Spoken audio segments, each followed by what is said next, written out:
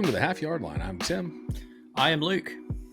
And Luke, we have reached that part of the season where your team stops playing and mine keeps going. That's traditionally true. It's true this year. It hasn't been unnecessary, but quite funny. So I'll give you that one.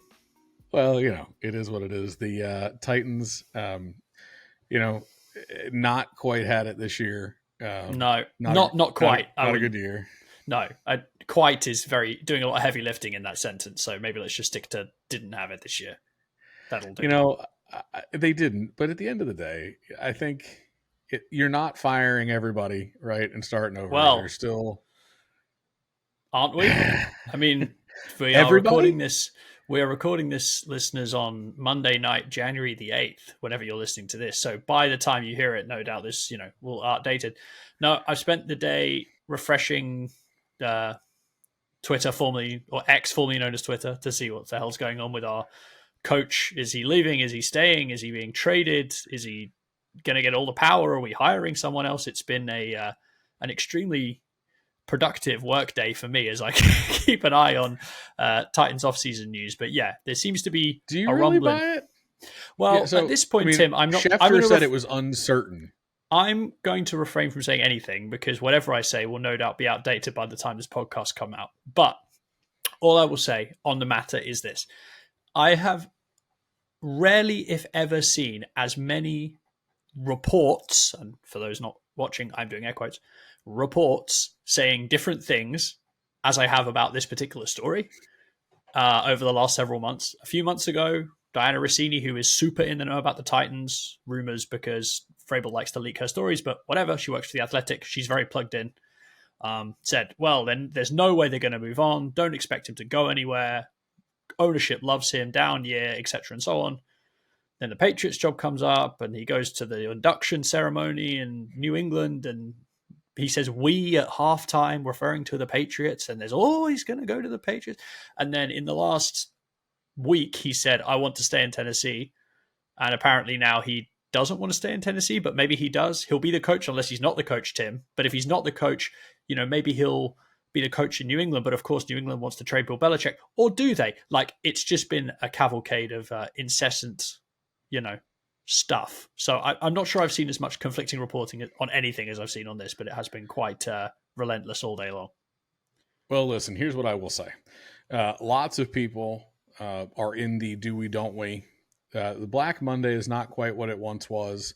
I think teams are a little more reticent, unless they're 1,000% sure, to see what's out there before letting the guy go. They tend to, the Mike Tomlin style, right, where you pretty much know what's going to happen, but then you say, all right, we're going to do our year-end evaluations, and we'll have people in and we'll talk and we'll figure it out. And I do think that's actually more true than it has been, though. Still, a coaching carousel is spinning. Lots of rumor and conjecture as much as decision today, which we'll talk about in just a minute. But before we do that, encourage you, dear listener, to go check us out on the socials. Half Yard Line Pod on Instagram, at Half Yard Line Pod. The X, Threads, Insta, TikTok. Whichever of those that you're on. And I would tell you need to do so in a hurry. Bad news, dear listener. This is the beginning of the end for the Half Yard Line Pod. Luke and I have thoroughly, and I'll let you say a bit in a second, Luke, thoroughly enjoyed doing this. Luke and I have talked football for the better part of a decade now. This is our 2 years of recording it and have really enjoyed doing that. We're going to keep talking football, but with life and football and work taking a bit of a precedent over our hobbies like podcasting and watching sports, it's time. It's been fun. We are going to run it through the Super Bowl. Our plan is to continue to deliver through the end of the season here, but did want to let you guys know this is probably the beginning of the end here for the Half Yard Line. Luke, I don't know if you wanted to add anything to that. No, said it well. Enjoyed it. If you've listened to the pod, if you ever listened to the pod, thank you very much. Appreciate you out there in listen land. Anyone who sent us anything, comments, feedback, text messages, much appreciated. We've enjoyed doing the pod. But yeah, I think you nailed it, Tim. So we'll be rolling with you through the Super Bowl, which obviously you're fully expecting the Steelers to win. I'm assuming, Tim, to go out on a high for the podcast. But yes, you can find us in the meantime on all the socials at halfyardlinepod, halfyardlinepod@gmail.com. Whatever you want to send us, send it now, because we will not be checking it after that. What we are going to be checking, Tim, in any case, as a clumsy segue, but I got there eventually, is we're going to be checking out all these coaching moves you already mentioned. We're going to touch on all of those. We're also going to go kind of game to game through the playoff bracket, the super wild card weekend, the dumbest That's right. name of anything possibly ever, and talk through each game, what we think, how the teams got there, and so on. So that's going to be the structure of the show. But before we do that, Tim, I forewarned you about this. I'm going to use our platform that we work hard to produce to indulge myself in a little reminiscence and enjoyment. The Tennessee Titans, as you mentioned, not in the postseason. Maybe the last time we speak about this team on this podcast, unless Mike Vrabel makes a decision or someone makes a decision in the immediate future. Who knows? But the Titans ended the Jags season, a hilarious finale to the season if you are a football watcher who doesn't support the Jags. 8-3, definitely going to make the playoffs, and then they somehow bumble down the stretch, and they lose. Sounds like the 2022 Titans. It does. As some of the players were recorded as saying in the locker room, "Get back some motherfucker." I believe it's the exact phrase. So you'll have to check that one on the NFL wire. But yes, the Titans win the game. But the real story was that it's the kind of end, possibly of a big era, but certainly looking like the end of the era for Ryan Tannehill. But more importantly than that, could well be the last game of Derrick Henry in the two-tone blue, a player who has formed a very strong bond with fans of the team, including myself. A phenomenal player, and possibly his last ever game for the Titans. He thanked the fans on the field after the game. He ran for 19 attempts for 153 yards and a touchdown, so a pretty good way to go out. In the game, he hit the 7th fastest speed of any ball carrier in football this season. In his if that is to be his final year. So he's washed, year, is what you're saying. He's washed. He's done. He's just turned 30, so that trumps everything, right? But I just wanted to hit on a couple of things about his season, just as we look ahead to his career, because that will continue, whether it's in Nashville or somewhere else. He led the league in carries again. He started all 17 games again. It was the only one of 3 Titans to start all 17 games. He finished second in the NFL in rushing behind a terrible offensive line, averaging 4.2 yards per carry. He had 63 rushing first downs, which was 3rd in the league, and he didn't fumble a single time. So if it is the end, it's a hell of an end, and to stomp all over the Jags, as he's done many times, was a very amusing and fitting way for the game itself, if that's going to be the swan song. What he did after the game, I thought, was just showcased the love that the fans have for him and he for the team. As I say, gave a nice speech on the field, but it was very short, didn't go into great details. He's a man of few words. He also, in his post-game press conference, name-checked almost everyone who works in the building to say thank you, including equipment staff by name, catering staff by name, the guy who cleans the locker room after games.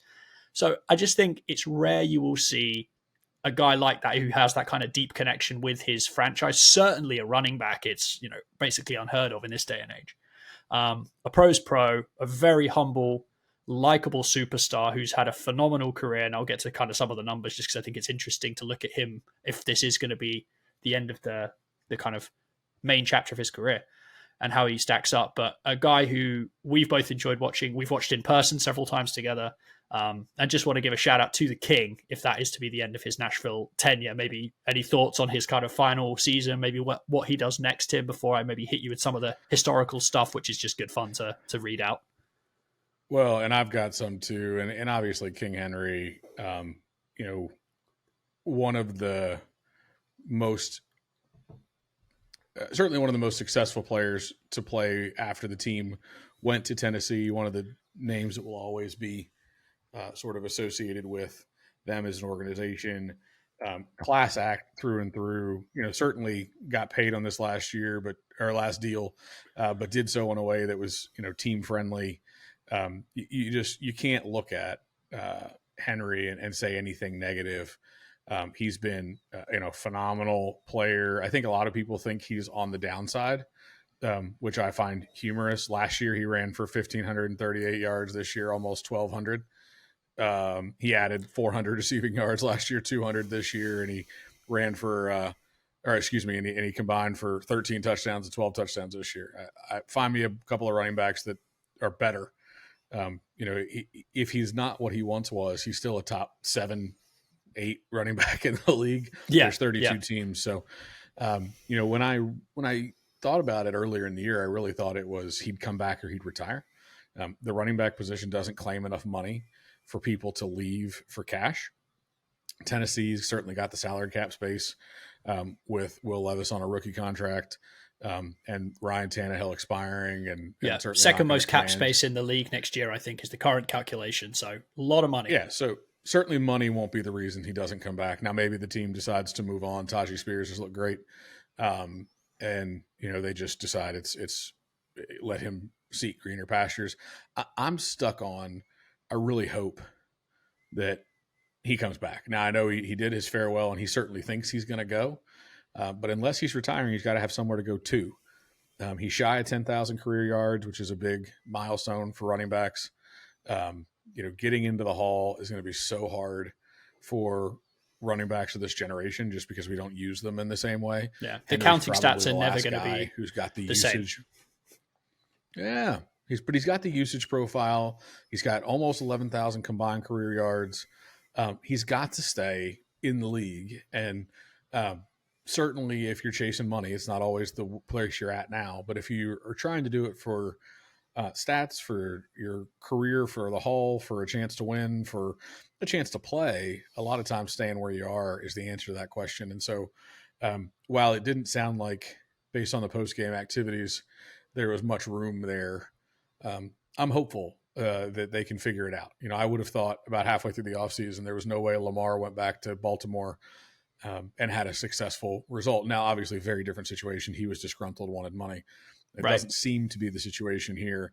But, and we don't know the politics inside, whether he doesn't like the new GM doesn't like him, he doesn't like Vrabel. You would never know because King Henry's not going to come out and air that kind of dirty laundry. So, I guess what I would say is obviously the best Titan to ever wear the uniform as a Titan. There's a couple of Oilers that are probably in that conversation.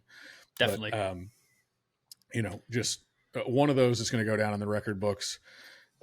I have a couple of Henry questions for you, but before I ask them, I want to hear your historical Henry stats before I ask you one of them that you already looked up.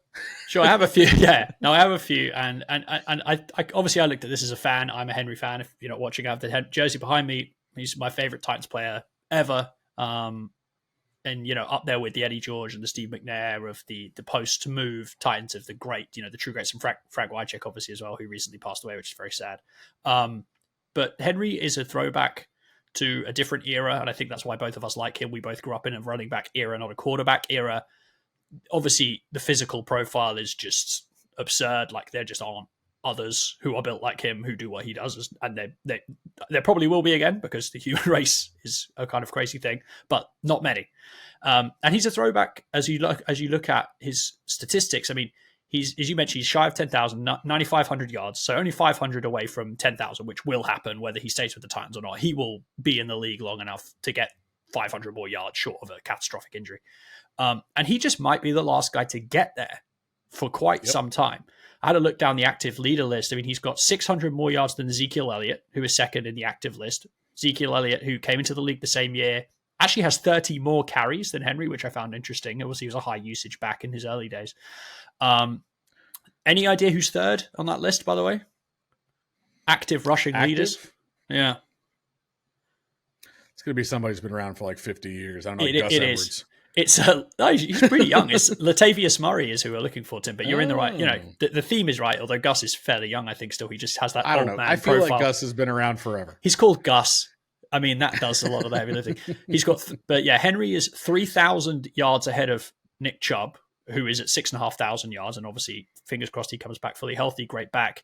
He's got 3,500 more rushing yards than Christian McCaffrey, who's probably never going to get there because he's a dual threat weapon. Obviously, he's had injuries. He's 28 already. So, if running back standards hold, you would imagine it's going to be tough for McCaffrey to get to 10,000. Jonathan Taylor is the young up-and-comer, obviously has already missed some time, and we'll see with injuries, of course. He's 5,000 yards ahead of Jonathan Taylor. Now, he's played a lot more years, but that's a lot of yards. Like, to get to 10, it's very, very hard in this day and age where guys don't hand the ball off anywhere near as much as they used to. Henry has had a pretty remarkable Titans career. My favorite statistic that I looked up, obviously he's rushed for a lot of yards, he's had a lot of touches, he's scored a lot of touchdowns. In his 8-year career with the Titans, my favorite stat, 7,437 rushing yards after contact. Oh. So for a guy who's averaging 4.7 yards per carry, he has toted the rock in negative situations and it's a big part of a running back's job, right? Get hit, keep going forward. But it's a ridiculous number of yards after contact that he's generated. In terms of his historical status, I think what you mentioned is right. You're never going to get the counting stats. It's like the reverse quarterback problem, right? Every quarterback who plays now is going to eclipse the quarterbacks of years past, right? Joe Montana and Steve Young and Jim Kelly and Fran Tarkenton and whoever you want to name. The counting stats are going to be dwarfed by average NFL quarterbacks who play for a long time because the league passes the ball all the time. They don't run it.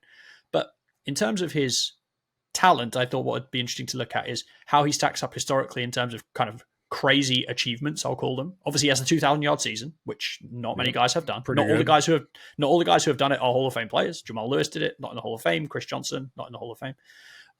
But he has also racked up a lot of yards in big chunks.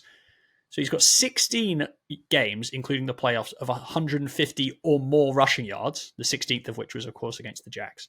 The 5th most ever. He's joint on that number with LaDainian Tomlinson, Terrell Davis, and OJ, whose name is not spoken, but obviously had some pretty good NFL years. Emmitt Smith, Adrian Peterson are next on the list with 19. Walter Payton and Eric Dickerson have 20 each. Top of the list is the great Barry Sanders. Do you want to guess how many 150-plus yard games Barry Sanders has in his career? 24. 26, which is absolutely absurd. 150 yards, hard to get.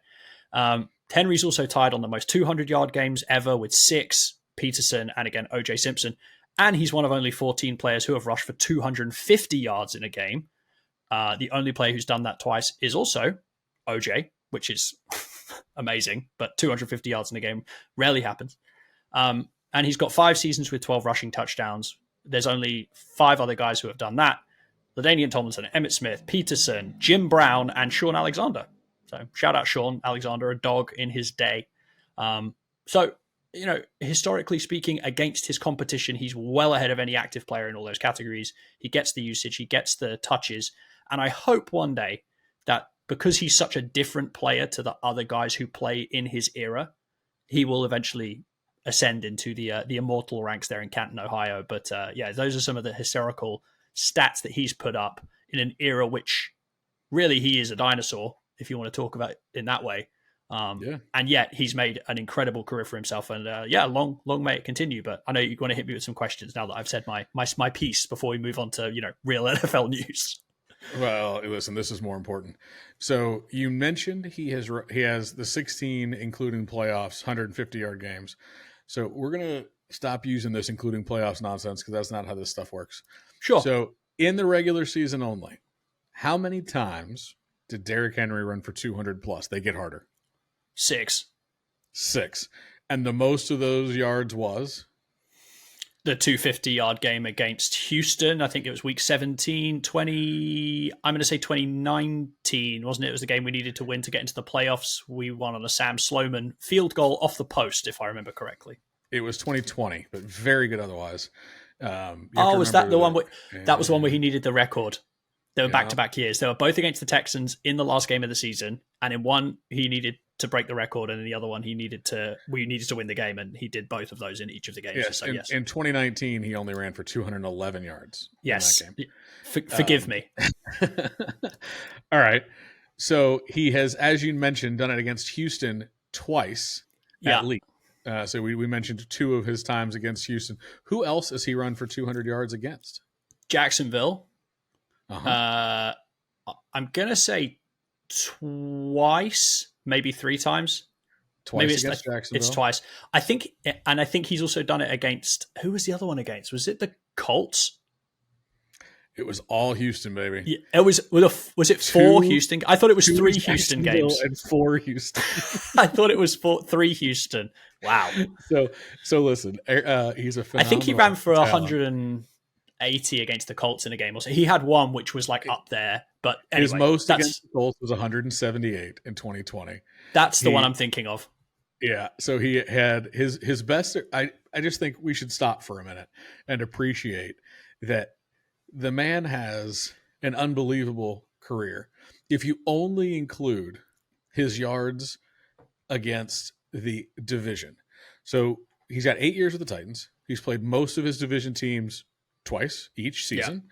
So he's got 16 games against Houston, 16 games against Indy, and 15 against Indy and 16 against Jacksonville. Yeah. He missed one division game the year he was hurt. Yeah. So if you add up his total rushing yards in those effectively 3 seasons of work, how many of his 9,500 rushing yards do you suppose came against those 3 teams? I mean, it's a lot. I'm going to guess, I don't know, I'm going to say like 3.5, 4. 4,427. He's got 1431 against Houston, which interestingly enough, he's got 4 200-yard games against Houston. He also has some obviously not his best games because of the 3, he has the fewest yards against Houston.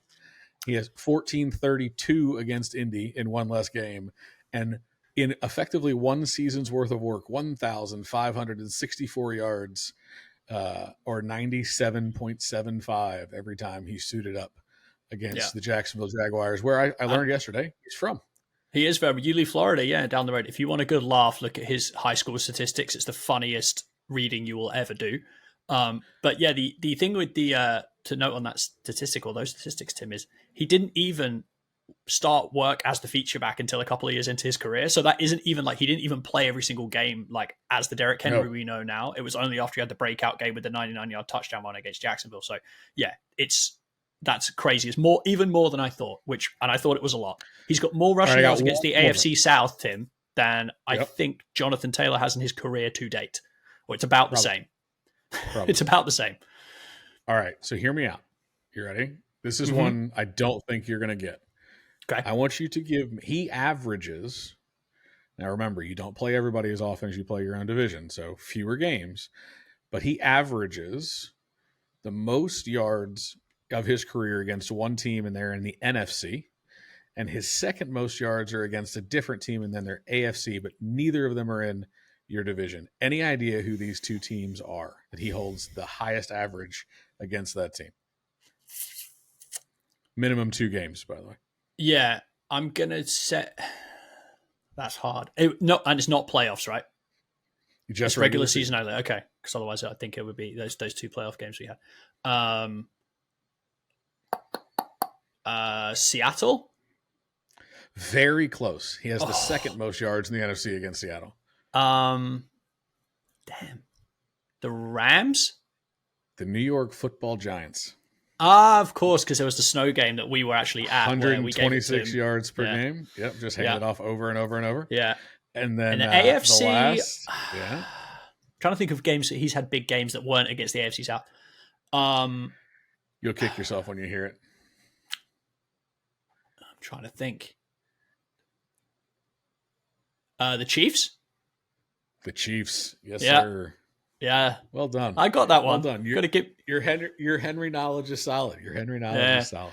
All right, so let's talk about the teams who actually qualified for the playoffs if we can. Actually, no. Before we talk about that, because we're into this, we got to talk about the teams who missed the playoffs so badly they've canned their coach before we do that. Yeah, true. There's only been a couple, as you mentioned at the top, Tim. Black Monday, maybe not as cutthroat as it was. I think there's the expectation this is a weird year because there's a couple of names. Belichick, Vrabel are 2 that are being floated, right? Guys who might move or will move but haven't yet. As we record this, not been much in the way of movement. And I wouldn't say anything too surprising. I mean, we don't necessarily need to spend a ton of time on these, but Arthur Smith, relieved of his duties in Atlanta, there was an outside puncher's chance they could win the division. If they beat the Saints, they got hosed. in a very amusing fashion at the end, where the team apparently told Dennis Allen, the head coach of the Saints, "No, we're not going to kneel down. We're just going to hand it off because Jamal Williams hasn't scored a touchdown all year, even though we're lined up in a victory formation." That's a karmic response waiting to happen, by the way, but it's not about the Saints. We spoke about Arthur Smith, I think, last week's podcast, right, when we talk about downtrodden franchises, as a very widely disliked coach by the Atlanta fan base and most of the NFL fan bases. They went 7-10 3 years in a row. The liberal misuse of his offensive talent has been a stick in the craw for Atlanta fans, and they haven't really worked out the quarterback position. It's not been a great tenure for him. He's going to end up, I think, being one of those, hey, do you remember when that guy coached in the NFL? You know, one of those types of questions. He's going to have to go somewhere, rebuild his kind of rep as an offensive guru, because I think it's taken a bit of a knock. Anything kind of notable or surprising about the Arthur Smith decision? I have to say it was one that you kind of saw coming a few weeks ago, unless they somehow pulled the NFC South title out of their collective, you know what? Derriere. Yeah. No, listen, he's terrible. He's not terrible. You won't get that. Won't get that on. You'll get that on ESPN.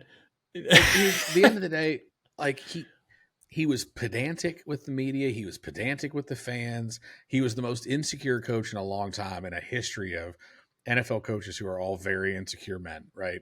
You got to tell me how wonderful I am. The number of, and the players are the same way. Like professional sports, you're in the spotlight, you're under the spotlight. You want people to tell you how wonderful you are all the time. He was one of the just let me tell you how wonderful I. Oh, you think you could do this? You couldn't do this. You don't have any clue what you. Yeah. Everyone knows they can't do it, Arthur. Like, yeah. I got it. Like, leave me alone. You're a fantasy football guy. You don't know how real football is played. It's like, don't condescend your own fans. It reminds me a bit of, this is very up to the minute, Tim, but yesterday's Golden Globes, I'm not sure if you saw any clips of Joe Coy, who was hosting, was not well received. And he did the same. It's kind of the comedian equivalent where he was telling jokes and no one was laughing. And then he went off on a riff about, no, none of the jokes were funny. Or like people weren't laughing at the jokes. It's like, no, don't do that.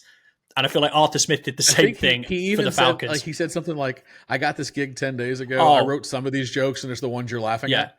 But if you're a comedian and it's not going well, unless you are a genius, don't point out that no one's laughing, because it's not going to make people laugh. And in the same way, if you're a coach and people are saying you're an idiot, don't come back and say, well, you're an idiot, which is basically what Arthur Smith did. And don't do it to fans, which is essentially what he also did. Listen, we have this podcast, Luke, and we joke sometimes about you being a GM or ha, ha, ha, ha, ha, ha.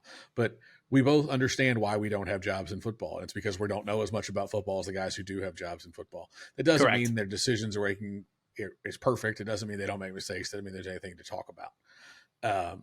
But yeah, so listen, both by the time you get talked about as a coach who's getting fired, often there's not something to talk about here. But I thought Arthur Smith was the most obvious. He was going to go. Ron Rivera also got the can today for the Commanders.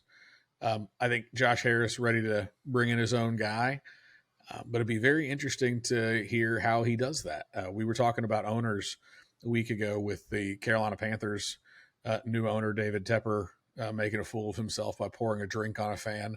Haven't heard that out of Josh Harris yet this year. He's been relatively lauded in his new ownership of the Commanders.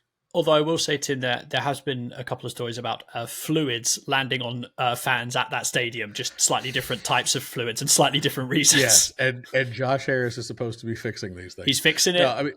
The fans like him.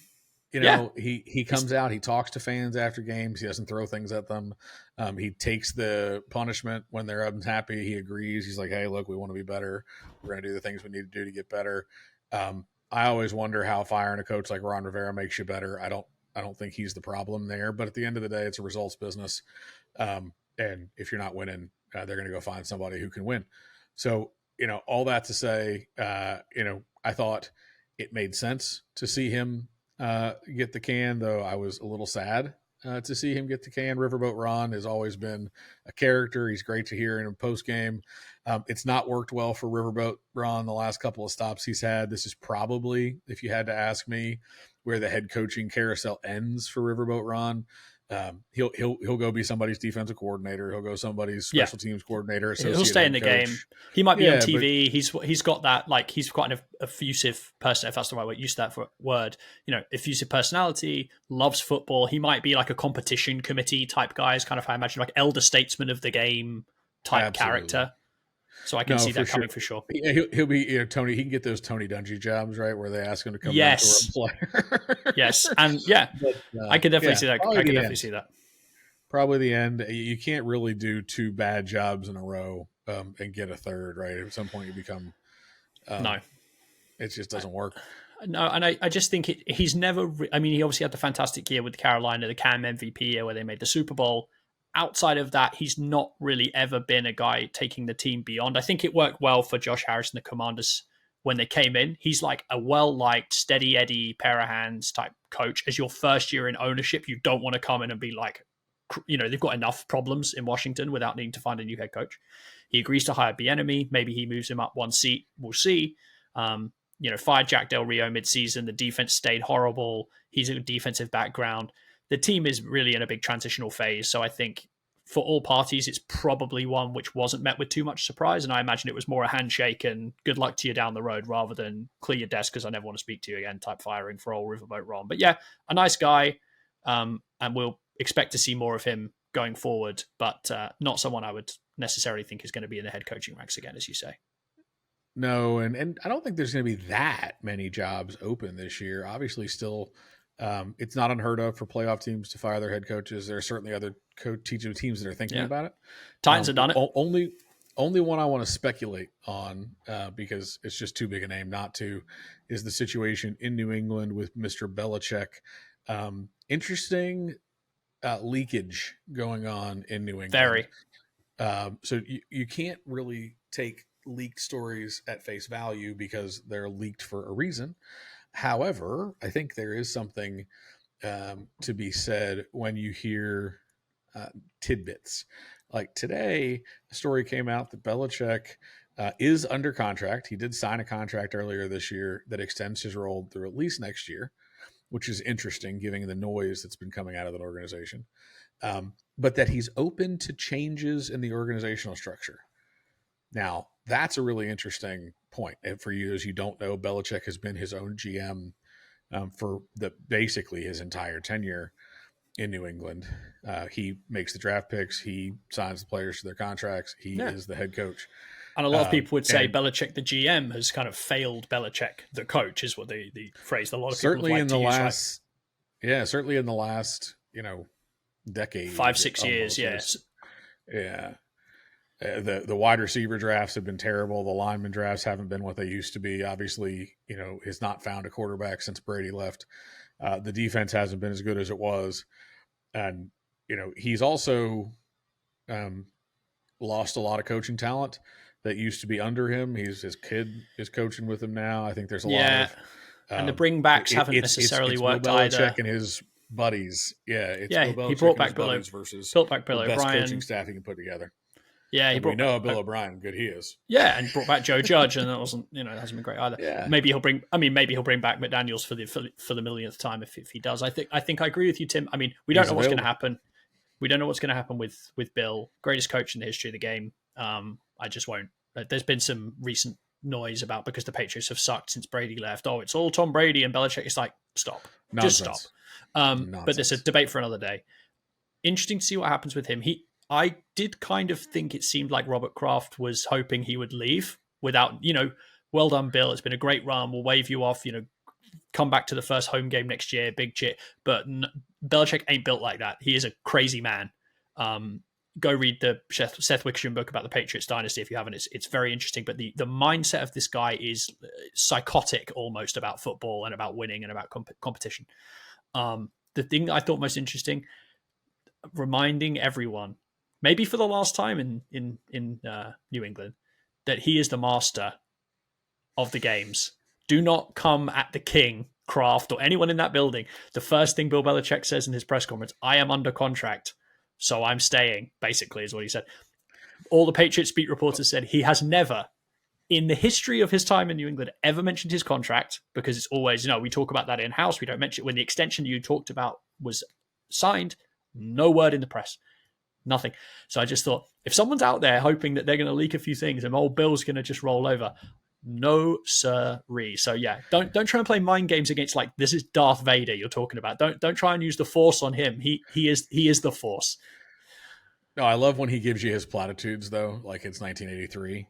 He's like, I learned a lesson from my dad growing up. You work for the team you're working for, and you do the best you can for them until somebody tells you different. So that's not going to change for me. And okay, yeah. Bill.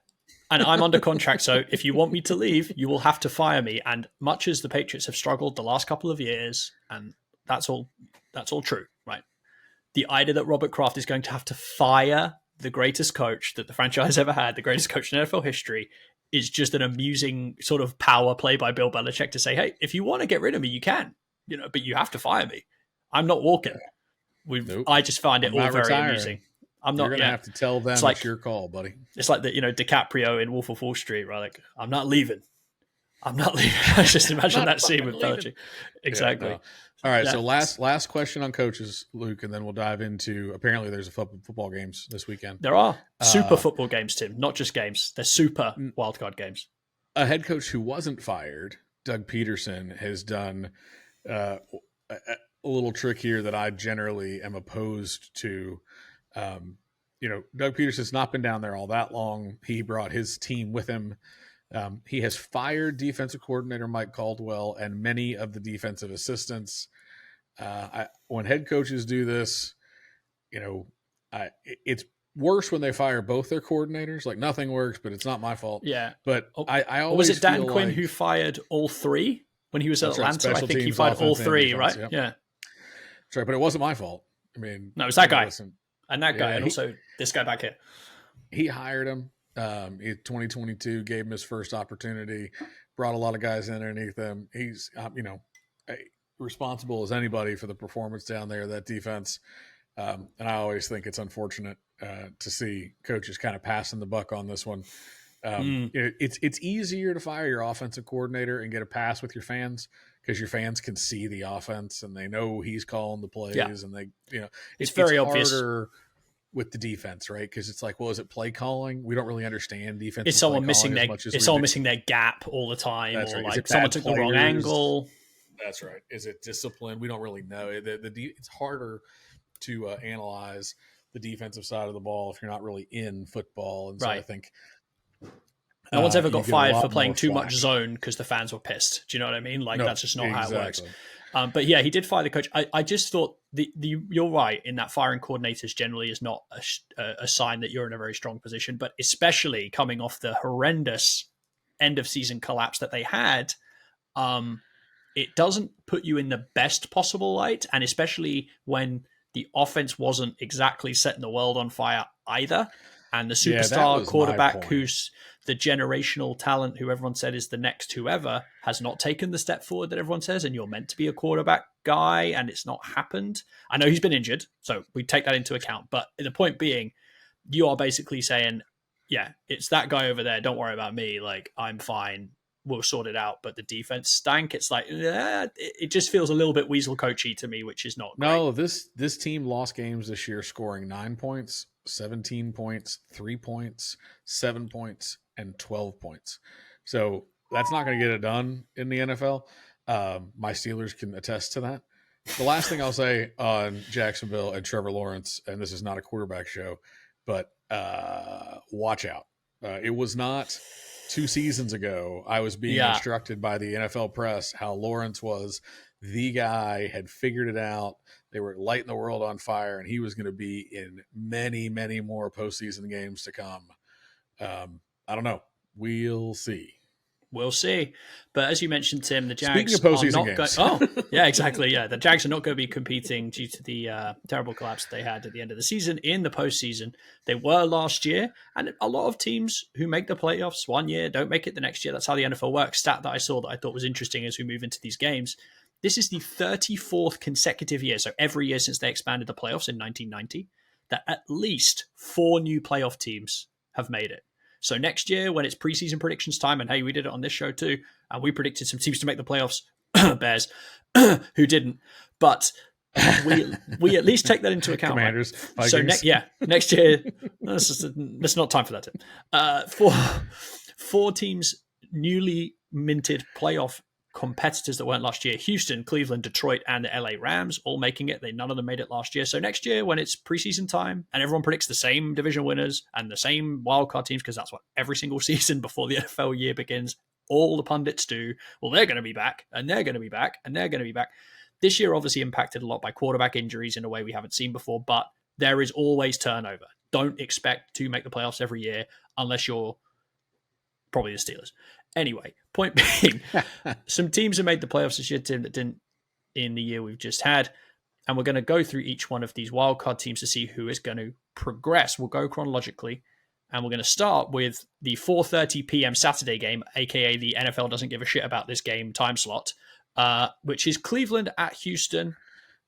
Joe Flacco versus should have CJ been Stroud. Deshaun Watson versus his old team. Can you? Well, I mean, if he was still starting, there's no way they would have made the postseason. But that would have been really funny if it was. We've got a lot of storylines actually. That would have been a good one. You got Tyreek Hill back in Kansas City. You got McCarthy against the Cowboys. But anyway, Cleveland at Houston against their old teams. Yeah, Cleveland at Houston, 4:30 Saturday. I'm looking forward to this game a lot. Actually, I feel like there's a lot of kind of things to like about both of these teams. Not the Deshaun Watson situation, but the Joe Flacco story is fantastic. The CJ Stroud story, the turnaround tale for D'Amico Ryans, probably the two front runners for Coach of the Year playing each other in this game, which I always think is interesting. Any kind of early prognostications or thoughts on Cleveland at Houston, apart from the fact that it will be the most lightly watched of all of these games? Look, the line's Cleveland minus 2.5. I think that's generous to the Texans. Excuse me, generous to the Browns. Other way around. Oh, okay. That makes more sense to me. Yeah. Yeah. No. Listen. You and I talked. We think the most fun story. Funnest is not a word.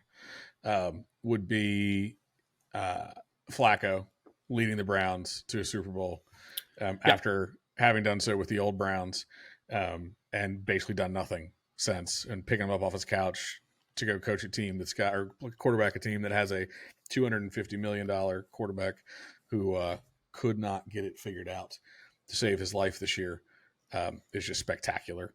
CJ Stroud is the better quarterback. The only is he? Joe Flacco at the moment's playing like I don't know what. CJ Stroud is the better quarterback. Yes, I would agree. I'm just being obviously funny. But you're talking about a Browns team who's down to their seventh quarterback, down to their third running back, down to, the offense is just held together with duct tape and baling wire, but the defense is just so good. And in the playoffs, listen, you're never out of it. And that's why they're favored in this game. They have an incredible defense, all three levels, incredible linebackers, incredible defensive line, solid defensive backs. No one is doing anything against this team. We've already commented on their stats. I'm not going to do it here, but they're absolutely lighting the league up in statistical category, or keeping the league from lighting them up, maybe is the best way to say that. I mean, the lack of offense in games against the Browns this year is absolutely insanity. It's 165 passing yards a game, I think, the last time I looked. That was before this week, but it's crazy how good they've been. Yeah, and CJ Stroud, look, 4,000 yards this season. He is not going to have 300 yards this game. There's just no way. They're going to – the Browns team – right now, and they've had some high-scoring games comically recently, but their strategy, and you can see it when they played the Steelers, and I think the final was 13-10, right? It's to beat you up on defense, play a field position game, try to get a turnover for the short field or a turnover for points, and have a chance in the fourth quarter and put you away. And that's not going to work, I don't think, against CJ Stroud and the Texans. He's been so good with the ball. 23 touchdowns against only 5 interceptions on the season. They're got one of the better quarterbacks to avoid turning the ball over, and I think that's going to be a big thing. He's going to get some sacks. He's going to get hit, and him being disciplined with the ball and taking the sack rather than throwing the pick is going to be a big part of why they're going to win this game, if you ask me. Okay, no, that's I certainly can see the argument. I think the interesting one with this, there's a couple of games that are going to be like this, will be the rest versus rust thing. Is always a debate that's had every single year. Cleveland had nothing to play for, so rolled out Jeff Driscoll. I was like, Jeff Driscoll is still in the NFL. But hey, he played a game. Good for him. They went out and got stomped by Cincinnati in a meaningless game. Houston played a win and in against Indianapolis on Saturday night. So, that is as good a playoff prep. If you believe in that kind of thing, you couldn't ask for more. Right? We're already playing playoff games. The first game of our playoffs was week 18. CJ Stroud was spectacular in that game. He only had 6 incompletions. It's the biggest game of his life so far. 6 incompletions on the day, threw some ridiculously good balls. Nico Collins went off. They weren't even at full strength in the wide receiver room, with Robert Woods was also out of that game. Stroud made it happen. They converted some very long down and distances. He looked absolutely electric. I am going to, however, counter your point and say I think Cleveland is actually going to win this game. And the reason is I think there is a defensive strength to that team, as you mentioned, that I just don't think we have seen. The only other team really in the playoffs who's got that is Baltimore. Now, I don't think CJ Stroud's going to be terrible and turn it over a bunch of times, but we've seen the Cleveland defense muddy the waters for exciting offenses, right? Like the Brock Purdy example is the one that springs to mind, and I think CJ Stroud's a lot better than Brock Purdy, but same point, San Francisco's offense has been outrageous for the entire season, not against Cleveland. I think there's a kind of, maybe I'm a little old school defense wins championships kind of thing, but I think you get Stroud off the spot. Maybe you get a strip sack as opposed to a pick, because as you say, he doesn't throw a lot of picks. You got an excellent pass rush. Myles Garrett, potential defensive player of the year. Been picking the ball off left, right, and center. Joe Flacco's going to probably turn the ball over because that's what he's been doing, but the defense has been so good, it's not mattered. I think this is a close game one way or the other. I'm going to take Cleveland to win, but not by a lot. So I don't think it's one where I'm going to say, oh, Cleveland's going to blow them out of the water. I have a little feeling Cleveland's going to squeak one in the playoffs and then probably lose in the second round. And I think Houston has had a great run. It's house money. It doesn't really matter, honestly, what happens in this game for them. The season is an unabashed success regardless. Yeah, but see, to me, they're playing with house money. And there's always one game, and I think it's this game this year, where everybody gets on a team that had a run late. Right, the Cleveland Browns were 11-6, which included winning 4 of their last 5, and it had a sort of a 3-game win streak earlier as well. This team lost to the Broncos. This team lost to the Rams. This team lost to the Seahawks. This team lost to my Steelers, and they got beat by the Ravens, which is less embarrassing. And then obviously took the L at the end of the season. Obviously, different quarterback. They have had the offense has been all over the board, but like Joe Flacco is still Joe Flacco. His QBR right now is 47. Okay, 47, not 470, 47. And Amari Cooper is a huge part of whether or not they're going to be any good. To me, this is the one where let's remember this game is being played in Houston. And that's true, Tim. Say what you want. I think the Houston Texans are ready to win a playoff game. I think they're ready to officially close the door on the Deshaun Watson era of the team, which is the last time they were in the postseason. Yeah. I think they're ready to do that against his new team and say, look, all right, Cleveland, you're a wild card team for a reason. Yes, you won a couple games against the Cardinals and against, the really Titans. Bad football teams, the Bears, the Titans, the Colts, the Bengals early when Burrow was hurt. Like, yes, I understand you beat the Niners, and that's awesome. That's really cool. And you got a division win against the Ravens. It happens. You beat the Jets. Stop. Just stop. So, I don't know. Yeah, okay. They also, last point. They also, interestingly, beat the Texans in Houston. That's exactly what I was going to say is the closing point. And Amari Cooper went twice, my friend. Hard to do it twice. It just wasn't that long ago. It was only on Christmas Eve, so it's only a few weeks back. I don't think it's week 36-22. It's hard to do it twice. We'll see. I'm going to take the Browns in that game, but not by a lot. Let's move on, Tim. We talked enough about the game that is going to be the least watched, so God knows how long the next one's going to take. Miami at Kansas City Saturday night on Peacock, Tim. Here, exclusively on Peacock. Let me shortcut this one for you, Luke. Yes. All I have to say on this game is it's unfortunate for Miami. They peaked early. They've had injuries late. The injury to Chubb was a killer. Yeah, and Jalen Phillips, I think, the week before. Yeah, their pass rush is gone. The defense can't hold up. They can't get off the field. They get tired. They can't keep teams from scoring. If you look early in the season, obviously Miami's offense was high flying. Waddle's been hurt. Tyreek Hill has been hurt. Mostert missed the last 2 games. Absolutely. It's just the injuries have piled up at the wrong time. You're talking about a team that was winning games, scoring 35, scoring 70, 42, 31, 31. The last couple of weeks, they've gone 22, 19, 14. And listen, they wanted to win this game against the Bills. They For sure. couldn't put it together. Their defense was opportunistic in this game. 21-14 is a flattering score for Miami. Buffalo should have scored going into halftime. They should have scored 2 other touchdowns in the first half. This really should have got out of hand. Miami just doesn't have the horses right now. Kansas City's going to win this game by a long shot. Okay. Yeah, I mean, I agree with you on the outcome. A couple of things on the Dolphins, so we can maybe move on. You're right. The injuries have just piled up, and they have the classic problem of they're all in the same position, which is always such a nightmare. Like, you've lost Jalen Phillips. Okay, the only thing we don't want to do is lose Bradley. Oh, okay, we lost Bradley Chubb. Okay, the only thing we don't want to have is Andrew Van Ginkle. Oh, Andrew Van Ginkle's gone down. Like, it's just so unfortunate. And you're right, the offense was spectacular, exciting, blah, blah, blah. They're playing outside in Kansas City in January. It's going to be, I think, 10 degrees Fahrenheit at kickoff was the last that I saw.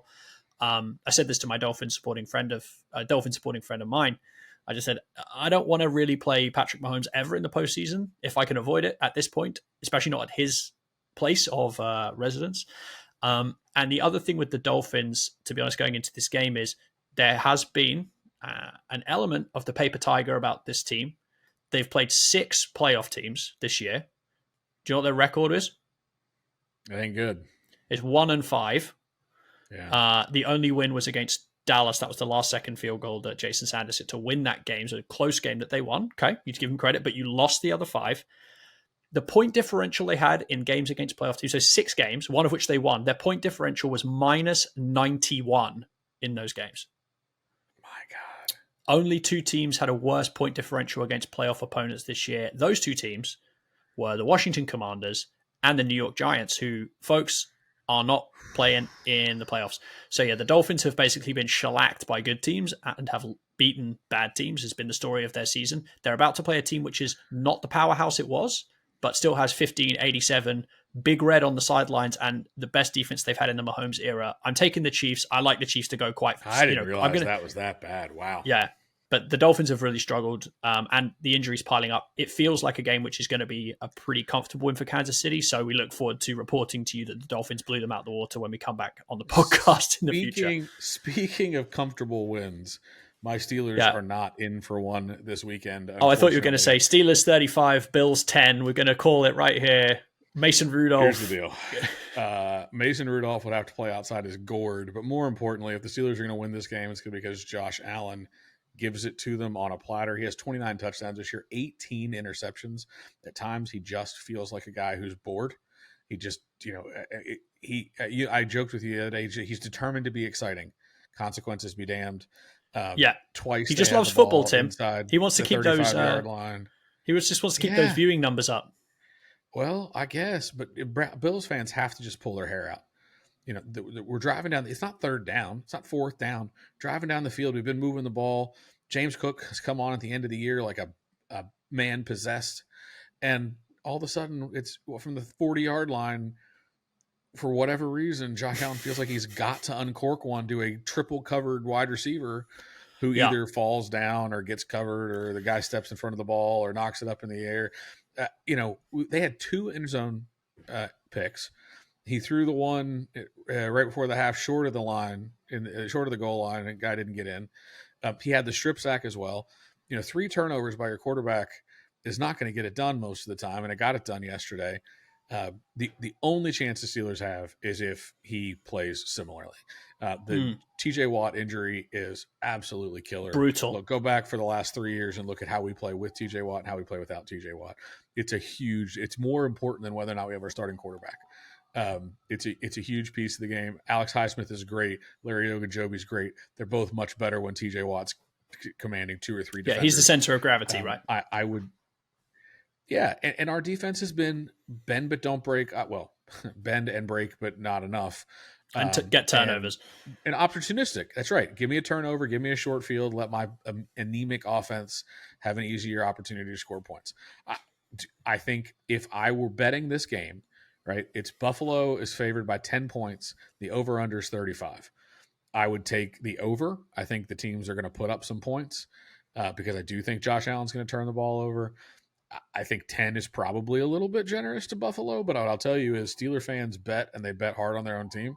And so the fact that Buffalo's getting 10 here tells you how the bookies really feel about this game. I think for the fourth consecutive trip to the playoffs for the Steelers, this is going to be an embarrassment in week 1 for us. I don't know if you thought differently.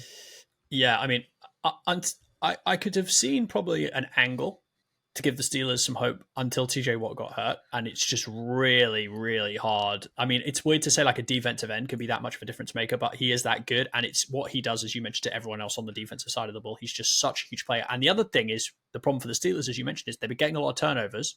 The Bills are turning it over a lot, and they have still been somehow winning against not very good teams, I would say. I mean, the Dolphins game, I mean, they scored a touchdown on a pass that was deflected off someone's helmet that Trent Sherfield caught in the back of the end zone, a 96-yard punt return. And yeah, okay, they scored one regular run-of-the-mill touchdown. But as you mentioned, turned it over in the red zone. I think the fumble was in the red zone, and I think one of the interceptions was in the red zone. He also threw another interception, and they didn't score before the half when they should have. I mean, it's a strange game. I don't have a huge amount of faith in the Bills. I think they are getting overhyped and overpublicized because obviously Josh Allen is really fun, and when he plays great, there's few better, but when he plays badly, it's a head scratcher. Brett Favre. Yeah, all I would say is look, I don't want to say look past the Steelers. I think the Steelers do have a chance to win this game. I'm not saying it's very high, but I'm not saying it's a complete 100% bust. And the reason is the Bills, just review their recent results, right? So they beat the Bills. They beat the Dolphins 21-14, and they required 2 fluky-ish touchdowns to do so, right? And some mismanagement by Miami. They beat the Patriots 27-21 at home.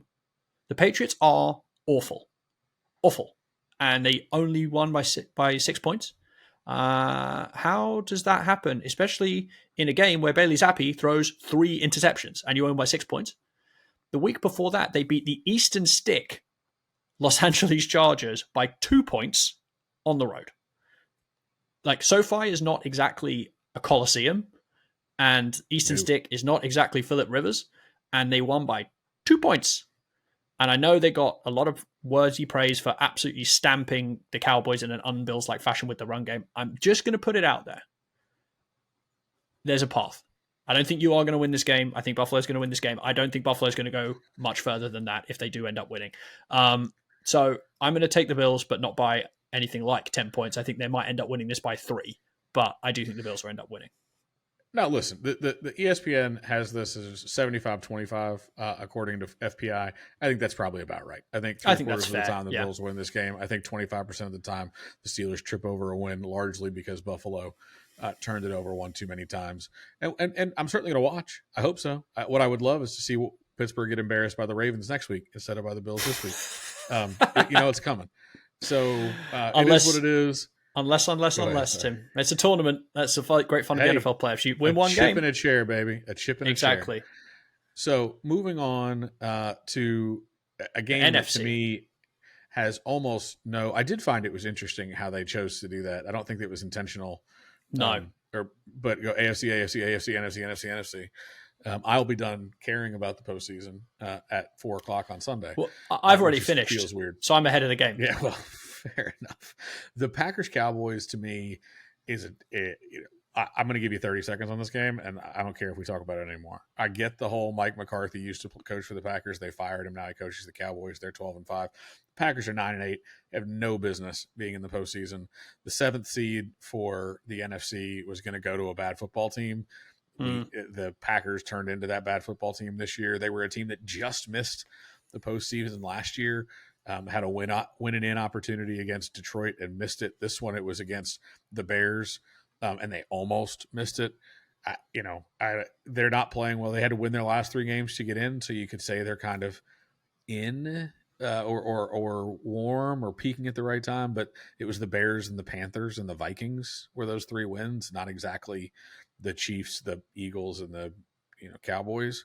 So I don't know. We'll see. If you look at the teams they beat this year, the Bears twice, the Saints, the Rams, the Chargers, the Lions, good team, and the Chiefs. The Chiefs when they were in their funk, and then the Panthers, Vikings, Bears. So I listen. Could they win the game? Sure, anybody can win the game. This one to me is even less of a Sunday's going to be a bad day of football, I guess is what I'm suggesting, at least until the end.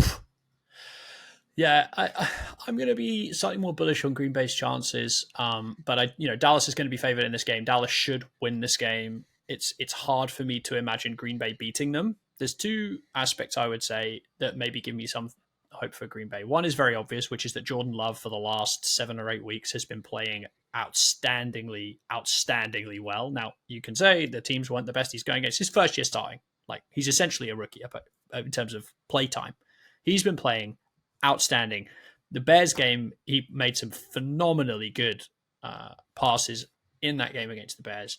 Yeah, it was only the Bears, but still, you got to make them, right? And it was a win and in and all the rest of it. So Jordan Love's been playing great. I've really enjoyed watching his maturation throughout the season. Definitely one to keep an eye on going into next year. It's kind of a year too soon for the Packers, if you want to call it that, in my opinion, to go very far. But it gives them a great platform because they really were just thinking, let's evaluate and see if Jordan Love's any good. We're giving him a bunch of 22-year-olds to throw the ball to, so we're going to find out. Turns out he's pretty good. Turns out some of the kids are pretty good who he's throwing the ball to. So I think a fairly bright future for the Packers, and they're ahead of their curve of what they would have hoped for probably or expected going into this year. But yeah, Dallas should beat them. The only other thing I would say on the Dallas side of the ball is you can always rely on Mike McCarthy ballsing up game management decisions to give the Packers a chance when they shouldn't. So if the game is close and it gets near the end, I'm not putting it out of the realms of possibility that Mike McCarthy botches the situation, ends up somehow giving Green Bay a chance when they shouldn't have one. That said, 7 plays 2. There's a reason for that. Dallas is going to win this game. I agree with you. Let's move on to the night game. For me, the pick of the bunch as far as this weekend's games go. So far, I noticed, Tim, you've gone 4 picks, 4 chalk picks, higher seed times 4. This one is a really interesting game. The Los Angeles Rams against the Detroit Lions in Detroit, the first home playoff game for the Lions in 30 years. Of course, quarterbacked by Matthew Stafford. Oh, no, wait, no, sorry. That's the other team. That's what we hoped would happen if we were Lions fans. So Jared Goff versus Stafford. It's back to Detroit. It's the first home game in forever for the Lions. Everyone loves the Lions. I think a lot of people have loved on the Rams this year too. A lot of likable young characters turned the kind of page on the, I guess, what we call in soccer, the Galactico approach, right? With all the superstar free agents that they signed. The FDM picks era is now in the rearview mirror. They have a first round pick coming up. They've got Puka. They haven't used it yet. They've got Puka. They've got Kyron Williams. They've got Kobe Turner. They've got these guys coming out the woodwork. They're in LA, and they got Matthew Stafford, and they got Sean McVay. So what do you make of their chances going into the Motor City? Is it going to be yet more heartbreak for a fan base that's as beat down as it's basically possible to be in the Detroit Lions? I am all in on the Detroit Lions, and I guess that is another chalk pick for me. But Chalk. If you look at the teams that the Detroit Lions have played well against, they don't include the Packers, okay, but they do include some other teams. I think this game, Matt Stafford in LA, everybody was happy for him, right? Detroit Lions fans were genuinely happy for him. Definitely. They felt like their team had let him down. They didn't put the team around him they needed to do. He was well-liked in Detroit. He went to LA. When he won the Super Bowl, people were happy. That is over. That is done with. The Detroit Lions fans He's got his one, right? Are into their team. They think their team's good again. They like their coach. They like the culture. They like the scrappy nature of the organization. And they are ready to tell those stupid Rams how bad the trade was for them. Sure, they lucked into a Super Bowl after they made it, but they traded 2 first-round picks and the Lions quarterback to go get Matt Stafford and Jared Goff. 4,575 yards with 30 touchdowns on the season. Are you kidding me? Amon-Ra St. Brown, the Sun God, has been electric. 1,500 yards. Tops in many statistical categories. 10 touchdowns just for Amon-Ra. This is a team that's had a second or third guy every week, and it's a different guy. We talked about kind of having that different guy stand up. Laporta injury question mark. We'll see how that pans out, because he's been a huge part of their success. Set a rookie tight end record right before he went down with the injury. So it'll be real interesting to see sort of how it goes. I mean, I guess they're saying it's a hyperextension, saying it's a bone bruise, not Yeah, saying it's ligament damage, not as bad as has they a thought it chance might to be. play. Yeah, Yeah, well, in the same way, I think TJ Watt has a chance to play. Like they right. haven't He'll put the amputated his pads on, leg. but yeah, Yeah, we'll see. But yeah, so no, I'm all on the Lions here. I'm rooting for the Lions. I think the Lions are going to win the game. I think the Rams have benefited here towards the very end of the season. You know, another team finishing the season on a winning streak. Not only do they win their last 4, they won 7 of their last 8. The only loss coming to the Ravens. But if you discount their win against the 49ers last weekend, they beat the Giants, which does they not beat count. the Saints, the Commanders. No, Giants, Saints, Commanders, Browns, Cardinals, Seahawks.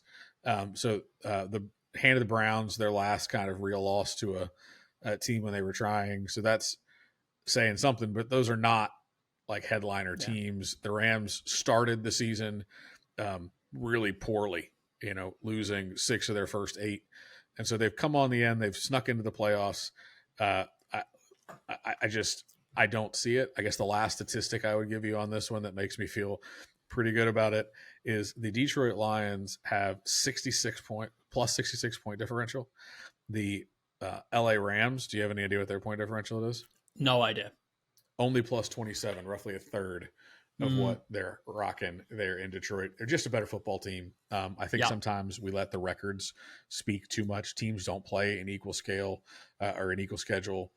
The Rams' schedule was far, far easier than the Lions, and certainly the Lions choked on a couple of games. But 12-5 is very different from 10-7, especially given the 12-5 versus who the 12-5 are playing and who the 10-7 are playing.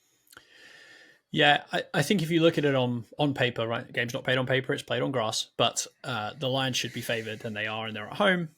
I love the Lions story. I can't bring myself to pick against the Lions. I just can't do it. So I'm going to pick the Lions to win the game. They should win the game. 2 great backs, a phenomenal wide receiver, an up-and-coming superstar in Agent Hutchinson on the defensive side of the ball. Plus, Anzalone's had a great year. Brian Branch, I think, got a little bit hurt in the last game. I'm not sure if he's playing or not, but another very good, promising young player on that team. Dan Campbell's a very likable guy. I like the Lions to break the hoodoo in this one as well, so I'm going to go with Detroit. And unfortunately, Tim, that means we have to wrap up with probably the game that I feel so little enthusiasm about, which is weird. Monday night game 5 versus 4 in the NFC, which is Eagles at Buccaneers. You went first last time. I'll give you my 2 cents on this. Tampa is not good. No. So, forgive me if that sounds, overly complex an assessment there. But Tampa Bay is not very good at football. They've won their last 2 games to get into the postseason in a horrendous NFC South. They won their last game to win it. They lost the game before that. They've scored 22 points in the last 2 games, one of which was against the Saints. So beating Carolina 9-0 in the last game of the season doesn't fill me with a huge amount of confidence in this game, but neither did the Eagles. It's kind of a hard game to pick because it's almost like who's going to crap themselves less will probably win. On recent evidence, that'll probably be Tampa. But, the Eagles have gone through this entire season on this limp. The first half of the season, they went limp. We'll win the game at the end, and it worked. The second half of the season, they've gone limp, stagger, fall down, hit head on, sharp implement, get killed, culminating in what I think is the most embarrassing thing I've ever seen from a playoff team, and I texted you about it yesterday when we were watching the games. They needed to win a game in Week 18 against a bad division opponent in order to win the NFC East. Position they never should have been in. They should have wrapped up the NFC East. The schedule that they had was not hard coming down the stretch. They finished Giants, Cardinals, Giants. They went 1-2 in those games. But forgetting all of that, you have to beat your divisional opponent in the last game of the season to win your division. It's what, forget the situation you're in. It's a great position. In your own hands, that team sucks. You don't like them. They don't like you. And you come out and you don't just lose. You get humiliated to the point where in a game that you must win to win your division, you pull your starters in the second quarter. I've watched a lot of football games. I have never seen anything like that. I cannot fathom what you must think as a Philly fan to say, I don't care if we're down 24 points. Get back out there and either use the rest of this game to fix this because it's obviously broken, or get back out there and try and win the game. The Giants blew a huge lead early in the season to the Cardinals, if I remember correctly. So it's not exactly unheard of. And yes, you're in the playoffs, and yes, you don't want guys to get hurt. But the two components of that loss that just blew my mind were, one, the nature of the embarrassment in terms of getting comprehensively dominated by a far worse talent team in the Giants, and then surrendering the game so early is just, to me, was just shocking. Really, genuinely shocking. So for me, I don't have a strong read on this game because I don't think either of the teams are very good. I probably would lean Eagles just because there's so much better players on the team. Do I have confidence in that? No. I would probably just about lean Eagles, but I don't have a lot of faith in that. Just one more stat for you on the Eagles, and because I thought this was interesting, in a comparison to your own Pittsburgh Steelers, Tim, that I saw someone mention. 2020 Pittsburgh Steelers, remember, started out like a house on fire, right? Won a bunch of games. 11-0. 11-0. Everyone said this team's not that good, but they're winning games. Struggled down the stretch. Who did they play in the first round of the playoffs? Baker Mayfield. Just thought that was an interesting comp. Points in the first quarter. And maybe he's going to do the same again. But I find this very hard to pick just because both the teams are so underwhelming. But I don't know what you make of it. I'm flip-flopping even as I'm talking to you. I just can't really decide what the hell's going on in this game. So if I was ever confident enough to make real money bets on what I believe, I could have gotten rich the last 6 weeks betting against the Philadelphia Eagles. I'm with you on the comparison to the Steelers. They were winning games earlier this season with smoke and mirrors. You started yours analysis suggesting that the Tampa Bay Buccaneers were not a good football team. I would like to tell you about some football teams that the Philadelphia Eagles have lost to this year, and I want you to tell me what they have in common. They lost to the Giants. They lost to the Cardinals. They lost to the Jets. They tried to lose to the Giants again. They almost lost to the Commanders twice. They almost lost to the New England Patriots in week 1. All of those football teams have one thing in common. Do you know what it is? Is that bad? They're bad. They're bad. Yes, they're bad. The Jets are bad. The Patriots, they didn't lose that game, but they almost did. They're bad. The Commanders twice, won 34-31. They gave up 31 points to the Commanders twice. The Sam Howell Commanders, 31 points to the Commanders twice. You say what you want. They gave up 35 points to the Cardinals. They gave up 25 points to the Giants in a win. They gave up 33 to the Cowboys, 42 to the 49ers, 34 to the Bills. This is a defense that was thought of as perhaps one of the best in football last year, if not the best in football. We were talking about them as one of the best in the last 10 years. And then they went and spent their first 2 draft picks, 2 first-rounders, 2 top 15 picks on Jalen Carter and Nolan Smith. Yeah. Mm-hmm.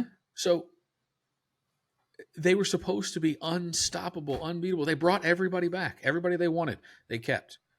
And I told you in our offseason preview on the Eagles that obviously it was going to sound silly when I said it, but it felt to me like one of these teams that kept bringing back the same guys to make a run. And in the NFL, you say, if you're not getting better, you're getting worse. And other than the rookie draft picks, the Eagles were largely bringing back the same group of people. Run it back again. We like what we got. And I think they got their comeuppance. They've got some guys who are getting old. They've been playing the salary cap games for a long time. That works as long as, the group you got out there is doing the thing.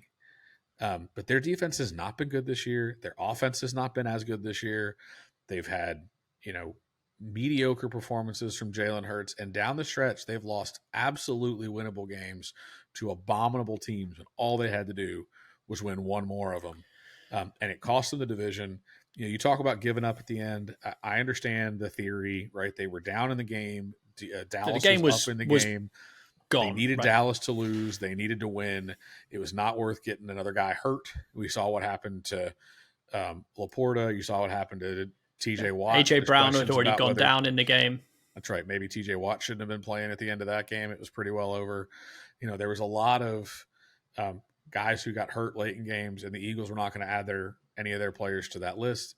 But you said last year in week 17, the Titans were in the middle of an epic collapse, and they needed to win really in week 18. But week 17 was sort of a game that didn't matter. And you guys rested your starters in week 17 as if you were going to somehow flip the switch in week 18. And that's what I think has happened to the Eagles here. I think they got a bunch of wins early. They got too big for their britches. They thought it was done. They've been half-assing it down the slide here. And so the question is, do they have the ability to turn that switch back on in the playoffs and all of a sudden look like last year's Philadelphia Eagles? Or are they going to be another team that ultimately was bit by the Super Bowl curse again? They just did so after squeaking by against some really bad teams early in the year. This is I would put $100 on Tampa Bay money line. Let's go. Tampa's winning this game. It's not going to be pretty. It's probably going to be 12-7 or some nonsense, stupid score line like that. Baker Mayfield gets his due. I don't know. It's a bad team against a team that's playing poorly. Yeah. Everyone likes Baker, I think, at this point, right? He's battled. He's been bounced around. He's had some tough times in the NFL. He's managed to make a little home for himself down there in Tampa Bay. I would point out, Tim, as we wrap this up, that we have picked all 6 of these games and you have gone 6 home wins.